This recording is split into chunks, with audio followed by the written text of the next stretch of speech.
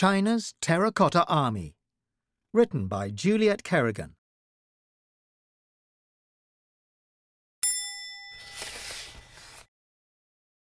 China, 2,000 years ago. Over 2,000 years ago, China looked very different from today. The country was divided into 7 states, each with its own king, laws, and language. These 7 states had been at war with each other for over 200 years, fighting for land and power. The 7 states of China in 246 BCE. China. When the king of Qin, one of the 7 states, died in 246 BCE, his son, Yingzheng, became the new king. He was 13 years old. Yingzheng was a successful ruler. He was a king and a soldier with skilled generals, disciplined troops, and better weapons than the other 6 kings. However, it still took him 25 years to conquer the other 6 states. In 221 BCE, when he was 36, Yingzheng made himself emperor. Yingzheng became the first emperor. The first emperor's army had sharper swords than anyone else's.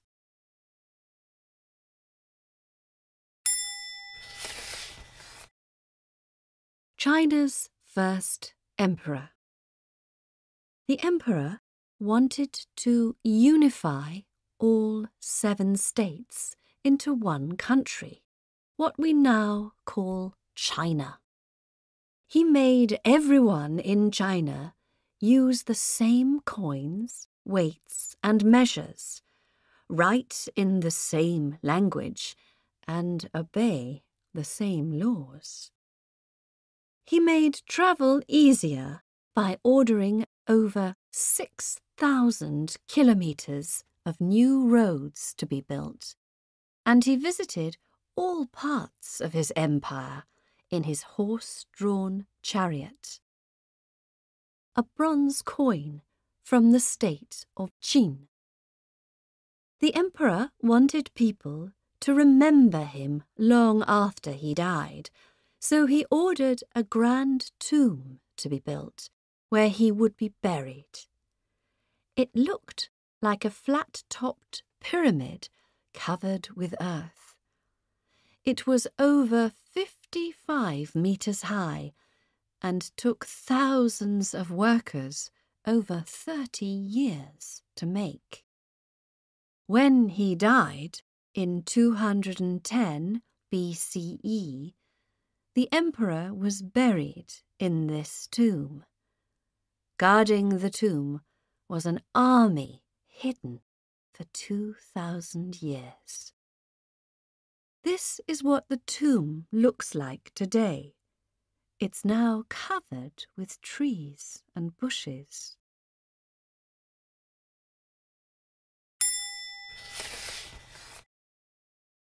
The Terracotta Army. In March 1974, farmers digging a well near the city of Xi'an, less than a kilometre from the emperor's tomb, uncovered a life-sized clay soldier.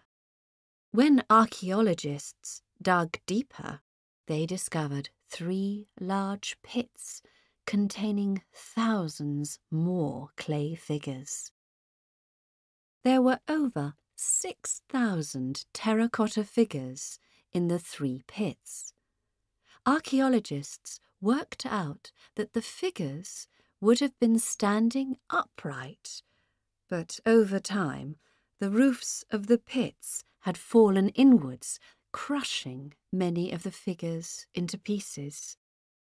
The soldiers were facing east towards a pass in mountains.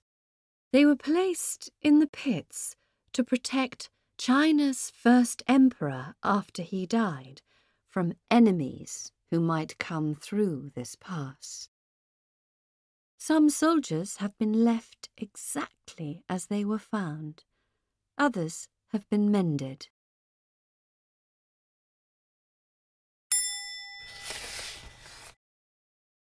Making the Terracotta Army.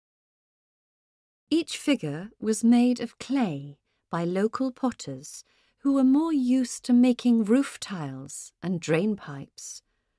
Arms, hands, and heads were made separately and then joined to the bodies. There are only 8 different face shapes, which were made using moulds. Each face was finished by hand. Some have beards or moustaches, some have plaited or knotted hair. The figures were dried, fired in kilns, and then coated with lacquer and painted. However, as soon as the pits were opened up and the figures came in contact with the open air, the paint faded. All that is left today are small flakes of colour.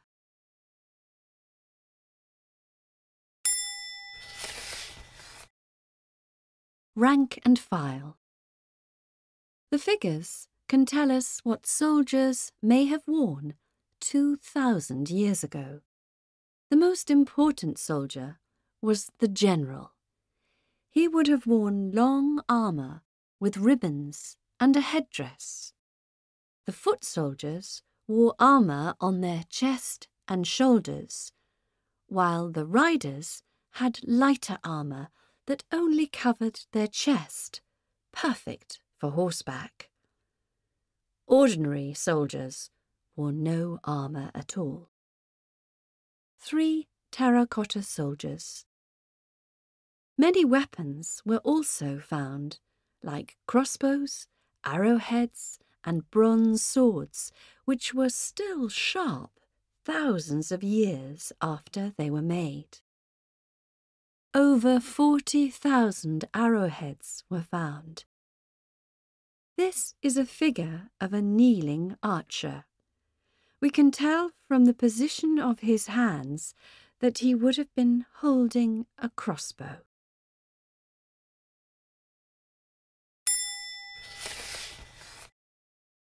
Terracotta Horses. Alongside the clay soldiers, archaeologists found over 500 life-sized clay horses in the pits. Some of the horses were for soldiers to ride, others were to pull chariots. Real hay to feed the horses was also buried. The horses were made in moulds too. Each horse had a hole in its side. This was to stop the hollow bodies from cracking when the clay was fired. These horses had saddles, but no stirrups, which tells us that riders had to grip the sides of the horses with their legs.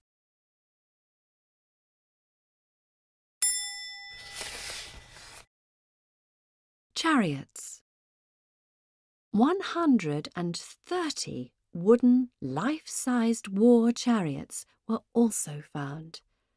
They may have been used in a real battle, not just made for the tomb.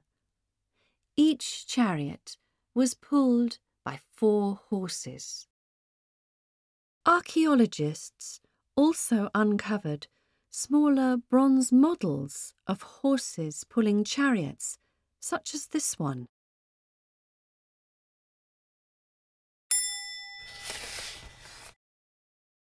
Work and play.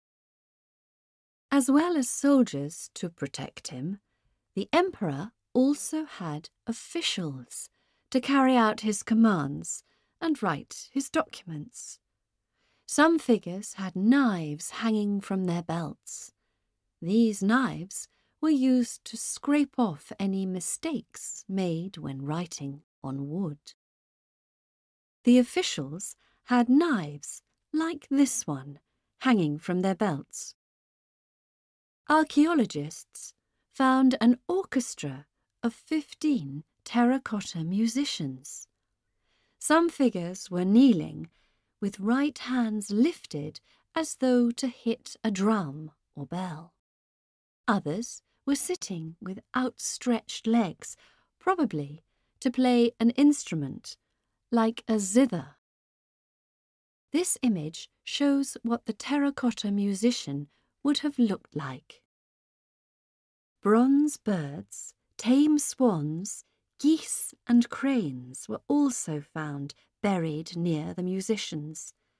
They represented real birds, which would have been trained to dance to the music.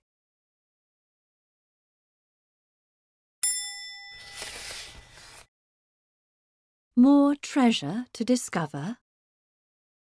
A Chinese historian wrote that the tomb was decorated with rivers of mercury and precious stones to show how important the emperor was.